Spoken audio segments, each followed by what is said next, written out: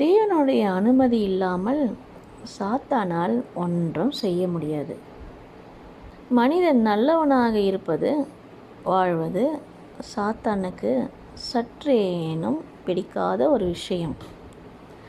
யோபு என்ற ஒரு மனிதன் உத்தமமாய் வாழ்ந்து கொண்டிருக்கிறான். இது சாத்தானுக்கு பிடிக்கவில்லை. எப்படியாவது அவனை தன் உத்தமத்திலிருந்து வழிவிலக செய்ய வேண்டும் என்று தேவனிடத்தில் அனுமதி கேட்கிறான். தேவனும் அவனுக்கு அனுமதி கொடுத்து விடுகிறார். ஒரு நாள் தேவபுத்திரர் கர்த்தருடைய சந்நிதியில் வந்து நின்றபோது சாத்தானும் அவர்கள் நடுவிலே வந்து நின்றான். கர்த்தர் சாத்தானை பார்த்து, நீ எங்கே இருந்து வருகிறாய் என்றார். சாத்தான் கர்த்தருக்கு பிரதியுத்தரமாக, பூமி எங்கும் உலாவி அதில் சுற்றி திரிந்து வருகிறேன் என்றான். கர்த்தர் சாத்தானை நோக்கி, என் தாசனாகிய யோபுவின் மேல் கவனம் வைத்தாயோ?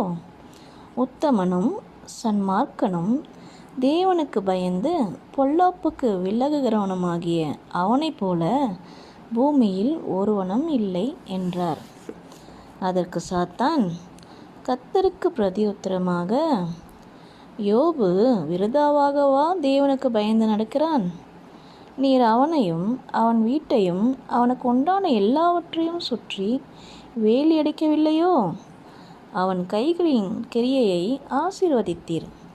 அவனுடைய சம்பத்து தேசத்தில் பெருகிற்று. ஆனாலும் உம்முடைய கையை நீட்டி அவனுக்கு உண்டானவை எல்லாம் தொடுவீரானால் அப்பொழுது அவன் உமது முகத்துக்கு எதிரே உம்மை தூஷிக்கானோ பாரும் என்றான்.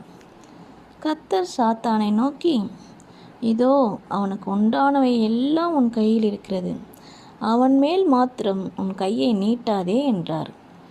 அப்பொழுது சாத்தான் கர்த்தருடைய சந்நிதியை விட்டு புறப்பட்டு போனான்.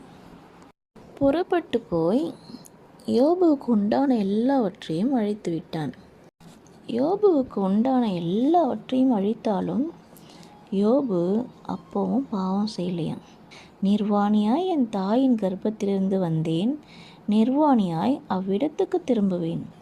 கர்த்தர் கொடுத்தார், கர்த்தர் எடுத்தார், கர்த்தருடைய நாமத்துக்கு ஸ்தோத்திரம் என்றான். இவை எல்லாவற்றிலும் யோபு பாவம் செய்யவும் இல்லை, தேவனை பற்றி குறை சொல்லவும் இல்லை.